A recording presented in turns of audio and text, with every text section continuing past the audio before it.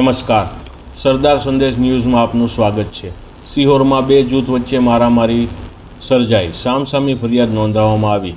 પ્રાપ્ત વિગતો અનુસાર સિહોર રામનાથ રોડ પાસે રહેતા સંજયભાઈ ગોબરભાઈ જોગરાણાએ સિહોર પોલીસ સ્ટેશનમાં ફરિયાદ નોંધાવી હતી કે તેઓના મોટાબાપુ માલઢોર લઈ રામનાથ બાજુ જતા હતા, ત્યારે સિહોરના સુનિલભાઈ રોડ પર મોટરસાઇકલ લઈને નીકળતા માલઢોર રસ્તામાં હોય તેઓ દ્વારા કીધું કે સાઈડમાં ઢોર આંકી કાઢી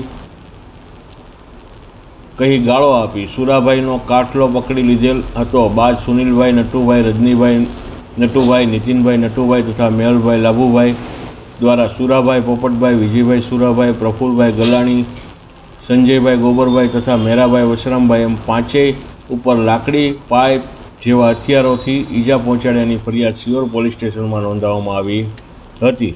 ત્યારે સામા પક્ષે સુરેશભાઈ નટુભાઈ ડાબસરાએ સુરાભાઈ પોપટભાઈ, વિજયભાઈ સુરાભાઈ, પ્રફુલ ગલાણી, સંજયભાઈ ગોબરભાઈ તથા મેરાભાઈ વશરામભાઈ વિરુદ્ધ સિહોર પોલીસ સ્ટેશનમાં ફરિયાદ નોંધાવી હતી કે તેઓ દશામાની મૂર્તિ પધરાવી ફરી રહ્યા હતા, ત્યારે માલઢોર સાઈડમાં ચલાવવાનું કહેતા સુરાભાઈ સાથે માથાકૂટ થતાં તેઓને લાકડાથી ઈજા પહોંચાડી હતી।